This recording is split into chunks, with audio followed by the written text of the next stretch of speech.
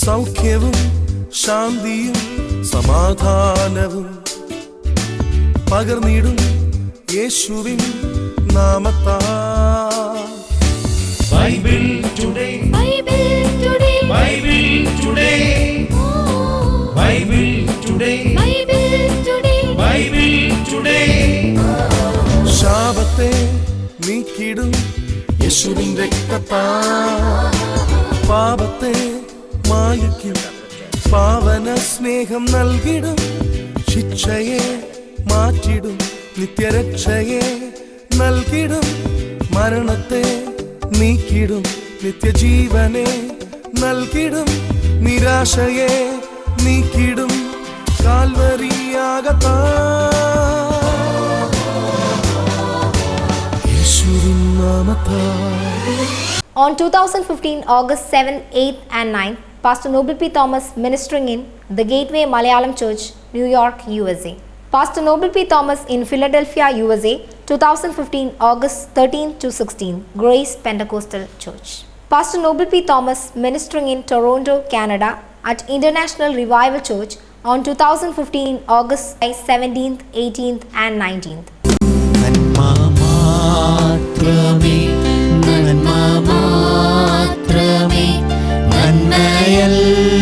നന്മയല്ലാതൊന്നുമേ നീ ചെയ്യുകയില്ല. എന്തു ഭാവിച്ചെന്നാലും എന്തു സഹിച്ചെന്നാലും എല്ലാം യേശുവേ നന്മയ്ക്കായിട്ടല്ലോ. നീ മാത്രമേ, നീ മാത്രമേ, നീ മാത്രമേ ആത്മസായി. എൻ്റെ യേശുവേ, എൻ്റെ ജീവനെ, എൻ്റെ ആശയേ, നീ ഒന്നു മാത്രമേ. എൻ്റെ യേശുവേ, എൻ്റെ ജീവനെ, എൻ്റെ ആശയേ, നീ ഒന്നു മാത്രമേ. നിന്നെ സ്നേഹിക്കും നിന്റെ ദാസനും നന്മയല്ലാതൊന്നുമേ നീ ചെയ്തിടുമോ? എന്നെ പേർ ചൊല്ലി വിളിച്ചിടുവാൻ കൃപ തോന്നി എന്നതിനാൽ ഞാൻ ഭാഗ്യവാൻ. നീ മാത്രമേ, നീ മാത്രമേ, നീ മാത്രമേ ആത്മസായി. എൻ്റെ യേശുവേ, എൻ്റെ ജീവനെ, എൻ്റെ ആശയേ, നീ ഒന്നു മാത്രമേ. എൻ്റെ യേശുവേ, എൻ്റെ ജീവനെ, എൻ്റെ ആശയേ, നീ ഒന്നു മാത്രമേ. Praise the Lord. കഴിഞ്ഞ എപ്പിസോഡിൽ ഞങ്ങളെ ശ്രദ്ധിക്കുകയും ഞങ്ങളെ വിളിക്കുകയും പ്രതികരിക്കുകയും ചെയ്ത എല്ലാവരോടുമുള്ള നന്ദി, സ്നേഹം അറിയിക്കുന്നു. ഇതിൻ്റെ പിമ്പിൽ പ്രാർത്ഥിക്കുന്ന, അധ്വാനിക്കുന്ന, ബൈബിൾ ടുഡേക്ക് വേണ്ടി കാത്തിരിക്കുന്ന എല്ലാവരെയും യേശുക്രിസ്തുവിൻ്റെ നാമത്തിൽ ഞാൻ വിശേഷാൽ വന്ദനം ചൊല്ലുന്നു.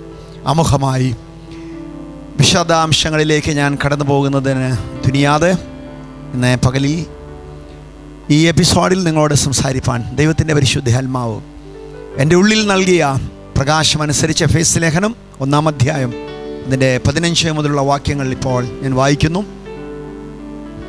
അതുനിമിത്തം ഞാനും നിങ്ങൾക്ക് കർത്താവായ യേശുവിലുള്ള വിശ്വാസത്തെയും സകല വിശുദ്ധന്മാരോടുമുള്ള സ്നേഹത്തെയും കുറിച്ച് കേട്ടിട്ട് നിങ്ങൾക്ക് വേണ്ടി ഇടവിടാതെ സ്തോത്രം ചെയ്ത് എൻ്റെ പ്രാർത്ഥനയിൽ നിങ്ങളെ ഓർത്തും കൊണ്ട് നമ്മുടെ കർത്താവായ യേശു ക്രിസ്തുവിൻ്റെ ദൈവവും മഹത്വവുമുള്ള പിതാവുമായവൻ നിങ്ങൾക്ക് തന്നെക്കുറിച്ചുള്ള പരിജ്ഞാനത്തിൽ ജ്ഞാനത്തിൻ്റെയും വെളിപ്പാടിൻ്റെയും ആത്മാവിനെ തരേണ്ടതിനും നിങ്ങളുടെ ഹൃദയദൃഷ്ടി പ്രകാശിപ്പിച്ചിട്ട് അവൻ്റെ വിളിയാലുള്ള ആശ ഇന്നതെന്നും വിശുദ്ധന്മാരിൽ അവൻ്റെ അവകാശത്തിൻ്റെ മഹിമാതനം ഇന്നതെന്നും അവൻ്റെ ബലത്തിൻ വല്ലഭത്വത്തിൻ്റെ വ്യാപാരത്താൽ വിശ്വസിക്ക് നമുക്ക് വേണ്ടി വ്യാപരിക്കുന്ന അവൻ്റെ ശക്തിയുടെ അളവറ്റ വലിപ്പം ഇന്നതെന്നും നിങ്ങൾ അറിയേണ്ടതിനും പ്രാർത്ഥിക്കുന്നു.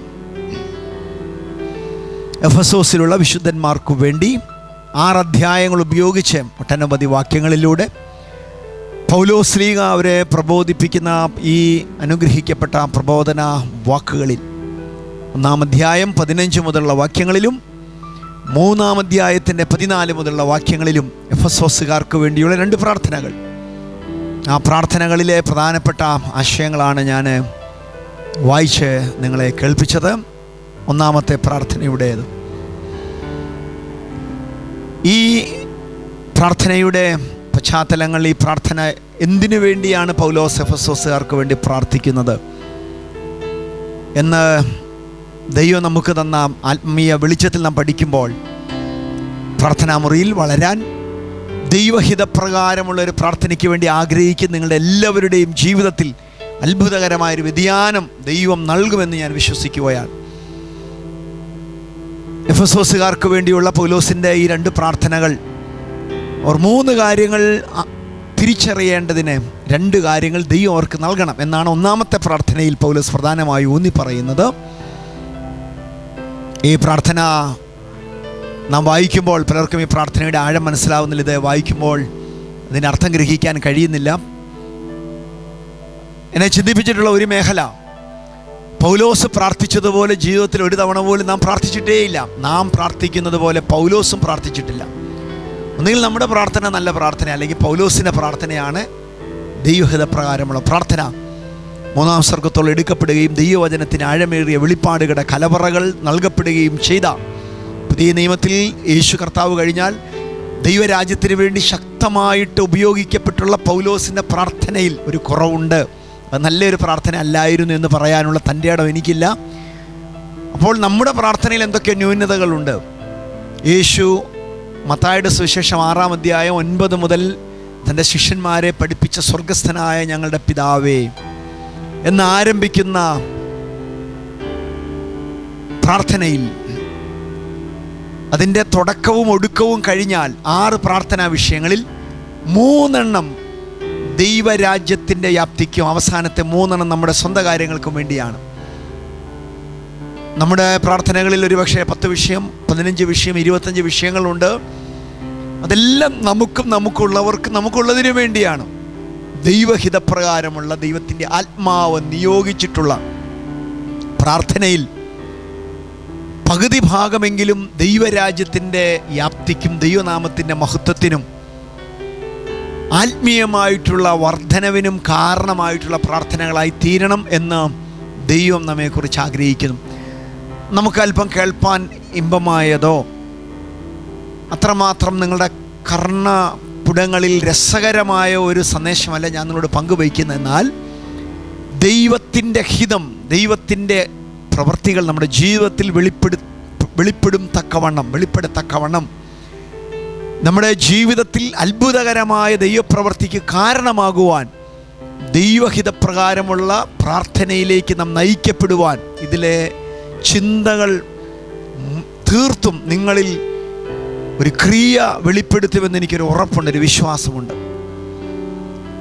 മത്തായിയുടെ സുവിശേഷത്തിൽ കർത്താവ് ശിഷ്യന്മാരെ പഠിപ്പിച്ച പ്രാർത്ഥനയുണ്ട്. ലൂക്കോസിൻ്റെ സുവിശേഷം 11-ാം അധ്യായത്തിൽ അതിന് സമാനമായ മറ്റൊരു ചരിത്രം വൈദ്യനായ ലൂക്കോസ് വെളിപ്പെടുത്തുന്നുണ്ട്. അവിടെ യോഹന്നാൻ തൻ്റെ ശിഷ്യന്മാരെ പ്രാർത്ഥിക്കാൻ പഠിപ്പിച്ചതുപോലെ ഞങ്ങളെയും പ്രാർത്ഥിക്കാൻ പഠിപ്പിക്കണമേ എന്നുള്ള യേശു കർത്താവിൻ്റെ ഒരു ചോദ്യത്തിന്, ശിഷ്യന്മാരുടെ ചോദ്യത്തിന് യേശു കർത്താവിനുള്ള മറുപടിയാണ് അവിടെ കാണുന്നത് ലൂക്കോസിൻ്റെ സുവിശേഷത്തിൽ. അപ്പോൾ അവിടെ യേശു കർത്താവ് പഠിപ്പിച്ച പ്രാർത്ഥനകളെക്കാൾ വ്യത്യസ്തമായി എഫെസോസ് സഭയ്ക്ക് വേണ്ടി 3 കാര്യങ്ങൾ അവർക്ക് തിരിച്ചറിയേണ്ടതിന് 2 കാര്യങ്ങൾ ദൈവം നൽകാൻ വേണ്ടിയാണ് പൗലോസ് പ്രാർത്ഥിക്കേണ്ടത്. വെളിപ്പെടാൻ തിരിച്ചറിയേണ്ട 3 കാര്യങ്ങൾ. വിശുദ്ധന്മാർ വിളിയാനുള്ള ആശ നാം തിരിച്ചറിയണം. വിശുദ്ധന്മാരിലെ ഒരു അവകാശത്തിന് മഹിമാദനം തിരിച്ചറിയണം. തൻ്റെ ബലത്തിന് വല്ലഭത്വത്തിൻ്റെ വ്യാപാരത്താൽ വിശ്വസിക്കുന്നവർക്ക് വേണ്ടി വ്യാപരിക്കുന്ന ദൈവശക്തിയുടെ അളവറ്റ വലിപ്പം നാം തിരിച്ചറിയണം. ഈ 3 കാര്യങ്ങൾ നാം തിരിച്ചറിയേണ്ടതിന് ദൈവം 2 കാര്യങ്ങൾ നമുക്ക് നൽകണം. എന്താ 2 കാര്യങ്ങൾ? ജ്ഞാനത്തിൻ്റെയും വെളിപ്പാടിൻ്റെയും ആത്മാവിനെ ദൈവം നമുക്ക് നൽകണം. 2, ഹൃദയദൃഷ്ടി നമ്മുടെ പ്രകാശിക്കണം. 2 കൊരിന്ത്യർ ലേഖനം 4-ാം അധ്യായം അതിൻ്റെ 6-ാം വാക്യത്തിൽ പൗലോസ് ഇങ്ങനെ രേഖപ്പെടുത്തുന്നുണ്ട്.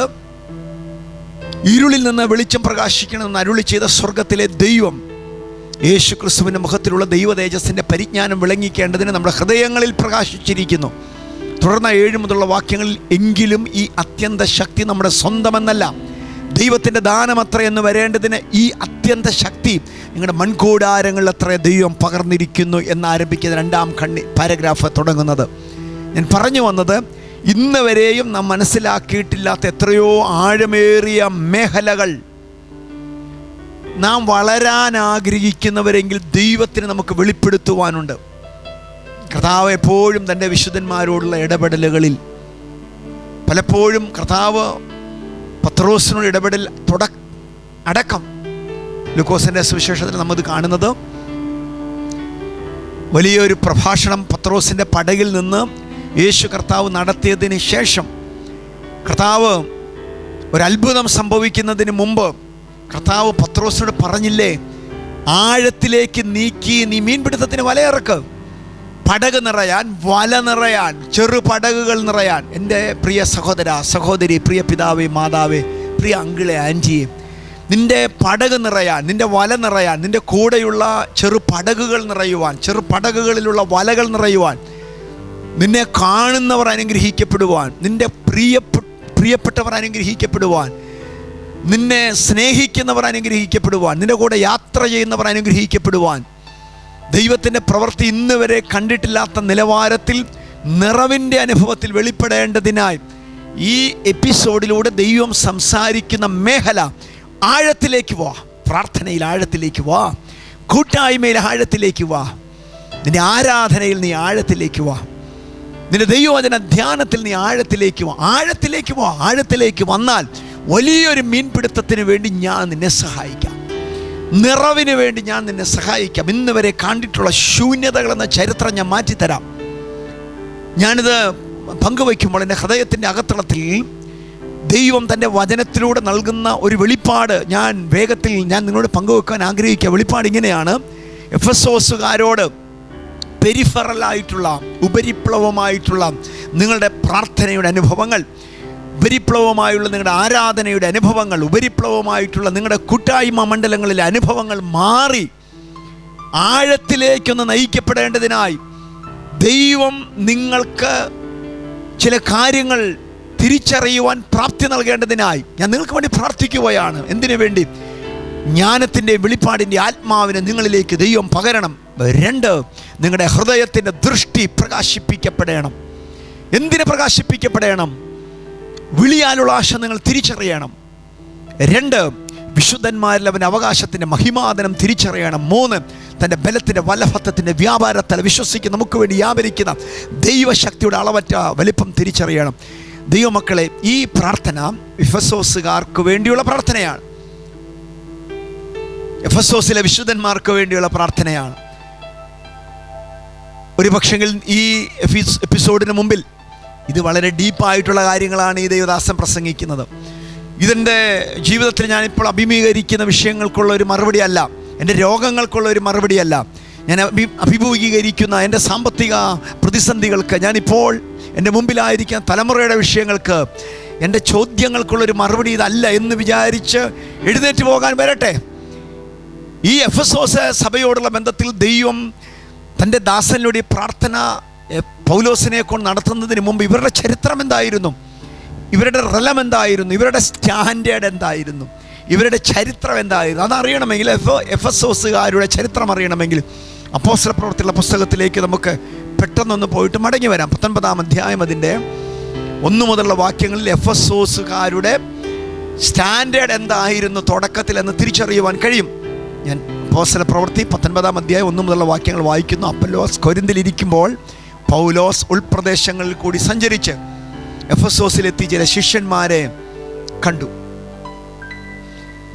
വേദപുസ്തകത്തിൽ പല കാര്യങ്ങളും നാം ഇപ്പോൾ പഠിക്കുന്നത് പോലെ 2015 ഡിസംബർ മാസം 25-ാം തീയതി ക്രിസ്മസിൻ്റെ ദിവസം, അല്ലെങ്കിൽ 1966 മെയ് മാസം 22-ാം തീയതി, ഇങ്ങനെ ഒരു രീതിയിലല്ല വെളിപ്പെടുത്തിക്കൊണ്ടിരുന്നത്. തിമാത്തി കലണ്ടർ എന്നറിയപ്പെടുന്ന മേഖലയിൽ ഓരോ ചരിത്രവുമായി ബന്ധപ്പെട്ട് അന്ന് വാണിരുന്നതാരാ, ഭരിച്ചിരുന്നതാരാ, ഈ മേഖലയിലാണ് വേദപുസ്തകം പല സ്ഥലത്ത് എഴുതപ്പെട്ടിട്ടുള്ളത്. അതുകൊണ്ടാണ് അപ്പൊല്ലോസ് കൊരിന്തിലിരിക്കുമ്പോൾ ഒരാൾ ഭരിക്കുന്ന ഒരു കാലഘട്ടത്തിൽ ഇന്നൊരു വ്യക്തി അവിടെ ഭരണാധികാരി ആയിരുന്ന സമയത്ത് പൗലോസ് ഉൾപ്രദേശങ്ങളിൽ കൂടി സഞ്ചരിച്ച് എഫെസോസിലെത്തി ചില ശിഷ്യന്മാരെ കണ്ടു. അവരോട് ചോദിച്ചു, വിശ്വസിച്ചിട്ട് നിങ്ങൾ പരിശുദ്ധാത്മാവിനെ പ്രാപിച്ചോ? ഈ ചോദ്യം പൗലോസിൻ്റെ ഇവരുടെ മറുപടി കേട്ടോ. അവർ പറയുകയാണ്, പരിശുദ്ധ ആത്മാവ് ഉണ്ടെന്ന് പോലും ഞങ്ങൾ കേട്ടിട്ടില്ല. ഉടനെ പൗലോസ് അവരോട് ചോദിച്ചു, നിങ്ങളുടെ സ്നാനം എന്ത് എന്ന് അവനവരോട് ചോദിച്ചത്. നിങ്ങളുടെ സ്നാനം എന്ന് ചോദിച്ചതിന് യോഹന്നാൻ്റെ സ്നാനം എന്ന് അവർ മറുപടി പറഞ്ഞു. അപ്പോൾ പൗലോസ് യോഹന്നാൻ മാനസാന്തര സ്നാനം അത്രേ കഴിപ്പിച്ചു. തൻ്റെ പിന്നാലെ വരുന്നവനായ യേശുവിൽ വിശ്വസിക്കണമെന്ന് ജനത്തോട് പറഞ്ഞു. ഇത് കേട്ടാറ് അവർ കർത്താവായ യേശുവിൻ്റെ നാമത്തിൽ സ്നാനം ഏറ്റു. തുടർന്ന് അവർ പൗലോസ് കൈവച്ചപ്പോൾ പരിശുദ്ധാത്മാവ് അവരുടെ മേൽ വന്നു. അവർ അന്യഭാഷയിൽ സംസാരിക്കുകയും പ്രവചിക്കുകയും ചെയ്തു. എൻ്റെ ദൈവമക്കളെ, എൻ്റെ ഈ മെസ്സേജിന് മുമ്പിലായിരിക്കും നിങ്ങളുടെ സ്റ്റാൻഡേർഡ് ഏതായാലും പരിശുദ്ധാത്മാവ് ഉണ്ടെന്ന് പോലും നിങ്ങൾ കേട്ടിട്ടില്ലെങ്കിലും, സ്നാനത്തെക്കുറിച്ചോ ഉപദേശങ്ങളെക്കുറിച്ചോ ഒരു അറിവ് നിങ്ങൾക്കില്ലെങ്കിലും, ഒരത്ഭുതം നിങ്ങളുടെ ജീവിതത്തിൽ സംഭവിക്കാൻ പോകും. എഴുന്നേറ്റ് പോകാൻ വരട്ടെ, TV ഓഫാക്കാൻ വരട്ടെ. പരിശുദ്ധാത്മാവ് ഉണ്ടെന്ന് പോലും കേട്ടിട്ടില്ലാത്ത എഫെസോസിലെ ഉറക്കം തൂങ്ങികളായ 12 പേരെ സ്നാനത്തെക്കുറിച്ചുള്ള ഉപദേശം നേരെ ചൊവ്വെ അറിഞ്ഞിട്ടില്ലാത്ത മന്ദബുദ്ധികളെന്ന് യേശു കർത്താവിൻ്റെ ലൂക്കോസ് 24-ാം അധ്യായത്തിലെ പദത്തോടുള്ള ബന്ധത്തിൽ പറഞ്ഞാൽ, അത്തരത്തിൽ അറിവില്ലാതിരുന്ന എഫെസോസുകാരെ, ആളുകളുടെ എണ്ണം ചുരുക്കമായിരുന്നവരെ പെട്ടെന്നൊരു നിമിഷത്തിൽ ദൈവത്തിൻ്റെ വചനത്തിൻ്റെ ആഴമേറിയ മാർമിക കലവറകളോട് സംസാരിക്കുകയും അവരുടെ മേൽ കൈവച്ച പരിശുദ്ധാത്മാവ് വരികയും കൈവച്ച നിമിഷം അവരുടെ മേൽ ആത്മശക്തി വെളിപ്പെടുകയും അവർ ദൈവത്തിൻ്റെ ആത്മാവിൻ്റെ നിയോഗത്തിൽ പ്രവചിക്കുകയും ചെയ്യത്തക്ക നിലയിൽ ഒരു ആത്മബലം പെട്ടെന്ന് വെളിപ്പെട്ടിട്ടുണ്ടെങ്കിൽ ഇപ്പോൾ നിങ്ങളുടെ മേലെ ഒരു ആത്മശക്തി വെളിപ്പെടാനുള്ള വളരെ സാധ്യതയുണ്ട്. നിങ്ങൾക്ക് അറിവില്ല, ആഴമില്ല, തിയോളജി അറിയില്ല, പാരമ്പര്യമില്ല, യേശുവുമായുള്ള ബന്ധം വളരെ കുറവാണ്, പരിശുദ്ധാത്മാവ് എന്നതിനെ കുറിച്ച് കേട്ടിട്ടില്ല, ഉപദേശം അറിയില്ല, തിയോളജി അറിയില്ല, അതിൻ്റെ മണ്ഡലങ്ങൾ അറിയില്ല. പേടിക്കണ്ട, പെട്ടെന്നൊരു ആത്മശക്തി നിങ്ങളുടെ മേൽ പകരുവാൻ സ്വർഗത്തിലെ ദൈവത്തിനറിയാം. നിങ്ങളുടെ ഹൃദയത്തിൽ, മാനസിക മണ്ഡലത്തിൽ, പുതിയ നിയമത്തിലെ ദൈവം എപ്പോഴും ശ്രദ്ധിക്കുന്നത് നിങ്ങളുടെ മനോഭാവം നല്ലതാണ്. മനോഭാവം നല്ലതാണെങ്കിൽ ചരിത്രം എന്തെന്ന് അന്വേഷിക്കാതെ വേഗത്തിലൊരു ദൈവശക്തി നിങ്ങളുടെ മേൽ ദൈവം വെളിപ്പെടുത്തും. അതാണ് എനിക്ക് നിങ്ങളോട് പറയാനുള്ള സന്ദേശം. പ്രിയ സഹോദരി, പ്രിയപ്പെട്ട മോളെ, പ്രിയ മോനെ, നിന്നെക്കുറിച്ചുള്ള ചരിത്രം, നിന്റെ പശ്ചാത്തലങ്ങൾ, നിന്റെ മാതാപിതാക്കൾക്ക്, നിന്റെ ബന്ധുമിത്രാദികൾക്ക് നാട്ടിൽ ശമര്യക്കാരി സ്ത്രീയെക്കുറിച്ചുള്ളതുപോലെ 5 ഭർത്താക്കന്മാർ നിനക്കുണ്ടായിരുന്നു. ഇപ്പോഴുള്ളവരുടെ ഭർത്താവൽ എന്ന മേഖലയിൽ, ധാർമ്മിക മണ്ഡലത്തിലും മാനസിക, ശാരീരിക, ഭൗമിക മണ്ഡലങ്ങളിലും എല്ലാം തകർന്നടിഞ്ഞൊരു മേഖലയിലാണ് ഉള്ളതെങ്കിൽ, മനോഭാവം നിന്റെ നല്ലതെങ്കിൽ, നിനക്കൊരു ചിന്തയുണ്ട്.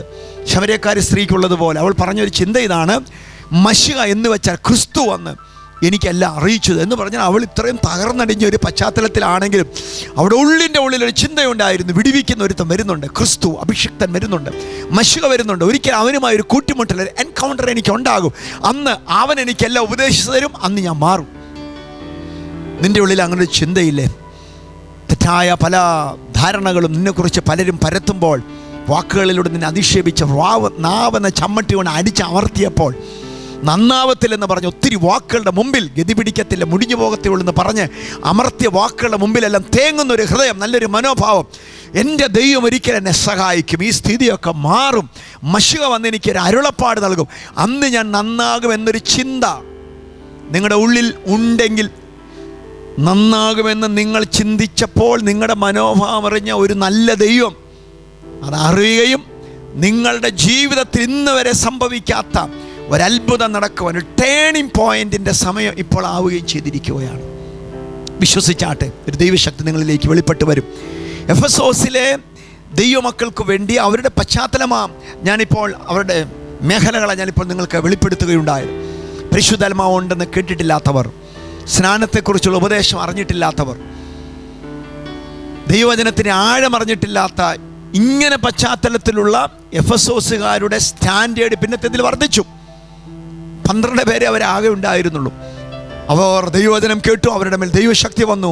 പൗലോസ് അവരുടെ മേൽ കൈവച്ച് പ്രാർത്ഥിച്ചപ്പോൾ വചനം പറയുന്നു, ഞാനത് വായിച്ച് കേൾപ്പിക്കുകയുണ്ടായി. നിങ്ങൾക്ക് ഹോംവർക്ക് എന്നതുപോലെ ഇത് കഴിഞ്ഞ ഉടനെ നിങ്ങൾക്ക് 19-ാം അധ്യായം എഫേസ് ലേഖനം 1-ാം അധ്യായം എടുത്ത് വായിക്കാം. അവരുടെ മനോഭാവം മാറി. പൗലോസിൻ്റെ പ്രസംഗത്തിൽ അവർ വിശ്വസിക്കുകയും അവർ പഞ്ചപുച്ഛമടക്കി താഴ്മയോടെ പ്രാർത്ഥനയ്ക്കായി ഒരുക്കപ്പെടുകയും ചെയ്തപ്പോൾ പൗലോസ് അവരുടെ മേൽ കൈവച്ച് പ്രാർത്ഥിച്ചപ്പോൾ അവരുടെ ആത്മശക്തി വെളിപ്പെട്ടു എന്ന് മാത്രമല്ല, പ്രവചിക്കാൻ അവരാരംഭിച്ചു. ഈ എഫെസോസ് സഭയോടുള്ള ബന്ധത്തിൽ പിന്നത്തേതിൽ അവർക്ക് ഒരു ലേഖനം, ഒരു കത്തെഴുതുമ്പോൾ പൗലോസ് പറയുകയാണ്, ഒന്നും അറിയാതിരുന്ന നിങ്ങൾ ഇത്രത്തോളം ദൈവം കൊണ്ടുവന്നില്ലേ? പരിശുദ്ധാത്മാവെന്ന് പോലും കേട്ടിട്ടില്ലാത്ത നിങ്ങളുടെ മേൽ എനിക്ക് ആഴമേറിയ മറ്റൊരു കാര്യം പറയാനുണ്ട്. പത്രോസിനോട് യേശു പറഞ്ഞതുപോലെ, ആഴത്തിലേക്ക് നീങ്ങി മീൻപിടുത്തത്തിന് വലയിറക്കാൻ ഒരു മനോഭാവം നിനക്കുണ്ടെങ്കിൽ ഇന്ന് വരെ വെളിപ്പെട്ടിട്ടില്ലാത്ത മാർമിക കലവറകൾ വെളിപ്പെടുത്തുവാൻ ജ്ഞാനത്തിൻ്റെയും പരിജ്ഞാനത്തിൻ്റെ ആത്മാവ് നിന്നിലേക്ക് പകരാനും നിന്റെ ഹൃദയദൃഷ്ടി പ്രകാശിപ്പാനും നിനക്ക് വേണ്ടി ഒരു പ്രാർത്ഥന പ്രാർത്ഥിപ്പാൻ എനിക്ക് താല്പര്യമുണ്ട്. ആ പ്രാർത്ഥനയിൽ ഈ 3 കാര്യം തിരിച്ചറിയും. എന്താ 3 കാര്യം? നിന്നെ ദൈവം വിളിച്ച ദൈവത്തിൻ്റെ വിളിയാലുള്ള ആശ. 2, വിശുദ്ധന്മാരിൽ ദൈവം വെച്ചിട്ടുള്ള അവകാശത്തിൻ്റെ മഹിമാധനം. നീ അതറിയണം. ഇപ്പോഴുള്ള പശ്ചാത്തലങ്ങൾ, ഇപ്പോഴുള്ള രോഗം, ഇപ്പോഴുള്ള സാമ്പത്തിക കെടുതി, ഇപ്പോൾ നിനക്കുള്ള ജീവിതത്തിൻ്റെ പരാധീനതകൾ വഴി മുഴുവൻ അടഞ്ഞത് എൻ്റെ സഹോദരൻ നാളെ അങ്ങനെ അല്ലെന്ന്. നിന്റെ ജീവിതത്തിൽ നിന്റെ വിളിയാലുള്ള ആശ നീ തിരിച്ചറിയുമ്പോൾ, വിശുദ്ധന്മാരിൽ അവൻ്റെ അവകാശത്തിൻ്റെ മഹിമാധനം നീ തിരിച്ചറിയുമ്പോൾ, തൻ്റെ ബലത്തിൻ്റെ വല്ലഭത്വത്താൽ വിശ്വസിക്കുന്നവർക്ക് വേണ്ടി വ്യാപരിക്കുന്ന ദൈവശക്തിയുടെ അളവറ്റ വലിപ്പം നീ തിരിച്ചറിയുമ്പോൾ യേശു ക്രിസ്തുവിൽ വ്യാപരിച്ച ദൈവശക്തി നിൻ്റെ അകത്ത് വ്യാപരിക്കും. ആ ശക്തി എന്താ? അത് തുടർന്നുള്ള വാക്യങ്ങളിൽ പറയുന്നത്, അവനെ മരിച്ചവരുടെ ഇടയിൽ നിന്ന് ഉയർത്തെഴുന്നേൽപ്പിച്ച പുനരുദ്ധാനത്തിൻ്റെ ശക്തി നിൻ്റെ മൺകൂടാരത്തിൽ വ്യാപരിക്കും. നീ ആരാണെന്നോ, നിൻ്റെ പേരെന്താണെന്നോ, നിൻ്റെ അപ്പനും അമ്മയും ആരാണെന്നോ, നിൻ്റെ കുടുംബത്തിൻ്റെ ചരിത്രം എന്താണെന്നോ, നിൻ്റെ വിദ്യാഭ്യാസ യോഗ്യത എന്താണെന്നോ, നീ പാമരനാണെന്നോ പണ്ഡിതനാണെന്നോ, നീ ദരിദ്രനാണെന്നോ, ഒരു സമ്പന്നനാണെന്നോ, സൗന്ദര്യമുള്ളവനാണെന്നോ, കളറുള്ളവനാണെന്നോ, സമൂഹത്തിൽ അറിയപ്പെട്ടവനാണെന്നോ, സ്വാധീനമുള്ളത് ആണെന്നോ, നിന്റെ ബന്ധങ്ങൾ എന്താണെന്നോ, ഇതൊന്നും ദൈവത്തിന് വിഷയമല്ല. ഇതൊക്കെ ലോകത്തിൻ്റെ സിസ്റ്റത്തിൻ്റെ അണ്ടറിലാണ്. ഞാൻ നിന്നോട് സംസാരിക്കുന്നത് ദൈവരാജ്യത്തിൻ്റെ സിസ്റ്റത്തിൻ്റെ അണ്ടറിൽ നിന്നാണ്. ദൈവരാജ്യത്തിൻ്റെ സിസ്റ്റത്തിൻ്റെ കീഴിൽ നിന്നെ കൊണ്ടുവരുവാൻ ദൈവം ആഗ്രഹിക്കുന്നു. ഞാൻ ഈ എപ്പിസോഡ് ഇവിടെ അവസാനിപ്പിക്കുക. സമയത്തിൻ്റെ പരിമിതി ഇവിടെയുണ്ട്. ഞാനിപ്പോൾ പറഞ്ഞത് ലോകത്തിൻ്റെ സിസ്റ്റം അനുസരിച്ച്, ഈ ചാനലുമായുള്ള എൻ്റെ എഗ്രിമെൻ്റ് അനുസരിച്ച് എനിക്ക് ഈ എപ്പിസോഡിലൊരു സമയമുണ്ട്. എന്നാൽ ഈ എപ്പിസോഡ് അടുത്ത ആഴ്ചയിൽ ഇതേ സമയം തുടരും. അന്ന് ഈ മെസ്സേജ് ഞാൻ വീണ്ടും ഇതിൻ്റെ തുടർച്ച ഞാൻ നിങ്ങളോട് സംസാരിക്കും. ഇപ്പോൾ ദൈവപ്രവർത്തിക്ക് നമ്മുടെ ജീവിതത്തിൽ സമയമായി എന്ന് വെളിപ്പെടേണ്ടതിന്, തിയോളജി അറിയാത്ത ജീവിതത്തിൽ കൂട്ടായ്മയിലും പ്രാർത്ഥനയിലും ആരാധനയിലും വചനധ്യാനത്തിലും ദൈവികമായ അറിവിലും എനിക്ക് തുലവും അറിവെല്ലാം കുറവാണ്. ഞാൻ അത്ര വലിയ ആളൊന്നുമല്ല. ഞാൻ എല്ലാവരെക്കാളും ബലഹീനനായ എന്നൊരു ചിന്ത വെച്ച് പുലർത്തുന്ന നിന്നെ ഒരു ബലവാനാക്കാൻ ദൈവം ആഗ്രഹിക്കും. ജ്ഞാനമില്ലെന്ന് പറയുന്ന നിൻ്റെ മേൽ ദൈവിക ജ്ഞാനം ദൈവം പകരാൻ ആഗ്രഹിക്കുകയാണ്. വിശ്വസിക്കുമെങ്കിൽ ദൈവത്തിൻ്റെ പ്രവൃത്തി നമ്മൾ ദൈവം വെളിപ്പെടുത്തും. നിങ്ങളുടെ പ്രതികരണമല്ല എനിക്കറിയണമെന്നൊരു നിർബന്ധവുമില്ല. ഞാൻ നിങ്ങളുടെ പശ്ചാത്തലങ്ങൾ അറിയാൻ ആഗ്രഹിക്കുന്നില്ല. എന്നാൽ എൻ്റെ ഹൃദയത്തിൻ്റെ വലിയൊരു ആഗ്രഹം, നിങ്ങൾ ആരായാലും, നിങ്ങൾ ഏത് അന്തരീക്ഷത്തിലും ഏത് പശ്ചാത്തലത്തിലായാലും ഈ വലിയ ദൈവത്തിൻ്റെ രാജ്യത്തിൻ്റെ വർധനവിനായി നിങ്ങൾ ഉപയോഗിക്കപ്പെടണം. നിങ്ങളുടെ പരിപ്ലവമായ അനുഭവങ്ങൾ മാറണം, ആത്മീയ വർധനവ് പ്രാപിക്കണം. നിങ്ങൾക്ക് വിശ്വാസമുണ്ടെങ്കിൽ ഞാൻ നിങ്ങൾക്ക് വേണ്ടി ഇപ്പോൾ പ്രാർത്ഥിക്കാൻ താല്പര്യപ്പെടുകയാണ്. ആഴത്തിലേക്ക് നീക്കി മീൻപിടുത്തത്തിന് വലയിറക്കാൻ കർത്താവ് ഇന്ന് പകൽ ആവശ്യപ്പെടുന്നു. എന്തിനു വേണ്ടി? മറ്റുള്ളവർക്ക്, കൂടെയുള്ളവർക്ക്, നിനക്കുള്ളവർക്കും ഉള്ളതിനും നീ അനുഗ്രഹമാകാൻ പോവുകയാണ്. ഞാൻ പ്രാർത്ഥിക്കാൻ വേണ്ടി ആഗ്രഹിക്കുന്നു. നമ്മളായിരിക്കുന്ന സ്ഥാനത്ത് കണ്ണ് തുറന്നു പിടിച്ചോ, കണ്ണ് അടച്ചു പിടിച്ചോ, ദൈവത്തോട് പ്രാർത്ഥിച്ചാട്ടെ. കൂട്ടമായി എന്നെ ശ്രദ്ധിക്കുന്നതെങ്കിൽ കൂട്ടമായി പ്രാർത്ഥിച്ചാട്ടെ. സ്വർഗീയ പിതാവേ, യേശു ക്രിസ്തുവിൻ്റെ അധികാരമുള്ള നാമത്തിൽ, എൻ്റെ നാമത്തിൽ പിതാവിനോട് അപേക്ഷിക്കുന്ന ഏത് കാര്യത്തിലും ഞാൻ നൽകി തരുമെന്ന് അങ്ങ് ഞങ്ങൾക്ക് വാക്ക് തന്നതിനാൽ, എനിക്ക് വാക്ക് തന്നതിനാൽ യേശുവേ ഞാൻ വിശ്വസിക്കുന്നു. പിതാവേ ഞാൻ വിശ്വസിക്കുന്നു. പുത്രൻ്റെ നാമത്തിൽ ഇപ്പോൾ ഈ സ്ക്രീനിന് മുമ്പിലായിരിക്കുന്ന, ഹൃദയം തകർന്ന് ആശ നഷ്ടപ്പെട്ട് കണക്കുകൂട്ടലുകൾ തെറ്റി തീവ്രമായ അനുഭവങ്ങൾ ഇനി സംഭവിക്കില്ലെന്ന് ഭാരപ്പെട്ടിരിക്കുന്ന ഈ ജനത്തിൻ്റെ മേൽ ദൈവം അവരെ വലിയ ചില ദൗത്യങ്ങൾക്കായി തിരഞ്ഞെടുത്തിട്ടുണ്ട്. ആഴമേറിയ അനുഭവങ്ങളിലൂടെ സ്വർഗത്തിലെ ദൈവം അവരെ നടത്താൻ ആഗ്രഹിക്കുന്നു. ഹൃദയദൃഷ്ടി നീ തുറക്കും. ജ്ഞാനത്തിൻ്റെ വെളിപ്പാടിൻ്റെ ആത്മാവരിലേക്ക് പകരപ്പെടും. വിളിയാലുള്ള ആശ തിരിച്ചറിയുവാൻ, വിശുദ്ധന്മാരിൽ അവകാശത്തിൻ്റെ മഹിമാദനം തിരിച്ചറിയുവാൻ, ബലത്തിൻ്റെ വല്ലഭത്വത്താൽ വിശ്വസിക്കുന്നവർക്ക് വേണ്ടി വ്യാപരിക്കുന്ന ദൈവശക്തിയുടെ അളവറ്റ വലിപ്പം തിരിച്ചറിയുവാൻ ഇപ്പോൾ ദൈവം അവരെ തൊടും എന്നുള്ളതിന് തെളിവായി ഇപ്പോൾ അവർ ഉച്ച മുതൽ ഉള്ളംകാൽ വരെ മൺകൂടാരങ്ങൾ വ്യാപരിപ്പിക്കുന്ന അത്യന്ത ശക്തി ഇപ്പോൾ അവരുടെ മേൽ വ്യാപരിക്കട്ടെ. രോഗികൾ സൗഖ്യം പ്രാപിക്കുക, മാനസിക പിരിമുറുക്കങ്ങൾ മാറട്ടെ, മനസ്സിൻ്റെ വേദനകൾ മാറിപ്പോകട്ടെ. ഇപ്പോൾ അനാവശ്യമായി മുഴകൾ അപ്രത്യക്ഷമാകട്ടെ. മെഡിക്കൽ സയൻസ് നോ എന്ന് പറഞ്ഞതിൻ്റെ മേൽ ദൈവശക്തി വ്യാപരിക്കട്ടെ, സംഭവിക്കട്ടെ. കർത്താവരെ ഉപയോഗിക്കുമെന്നുള്ളതിന് തെളിവായി ഈ ജനത്തിൻ്റെ മേൽ ദൈവവചനത്തിലൂടെയുള്ള അധികാരങ്ങൾ വ്യാപരിക്കട്ടെ. ബ്ലെസ് ചെയ്യുന്നു, സൗഖ്യമാക്കുന്നു യേശു ക്രിസ്തുവിന്റെ നാമത്തിൽ തന്നെ. ആമേൻ, ആമേൻ. ഈ വാക്കുകളാൽ ദൈവം നിങ്ങളെ അനുഗ്രഹിക്കട്ടെ എന്ന് ആശംസിക്കുന്നു. അടുത്ത ആഴ്ചയിൽ ഇതേ സമയത്ത് നാം തമ്മിൽ കണ്ടുമുട്ടുന്നിടം വരെ ദൈവിക സമാധാനത്തിൽ ദൈവം നിങ്ങളെ സൂക്ഷിക്കട്ടെ. I love you. Jesus loves you and God bless you all. On 2015 August 7, 8 and 9, Pastor Noble P. Thomas ministering in the Gateway Malayalam Church, New York, USA. Pastor Noble P. Thomas in Philadelphia, USA, 2015 August 13 to 16, Grace Pentecostal Church. Pastor Noble P. Thomas ministering in Toronto, Canada at International Revival Church on 2015 August 17th, 18th and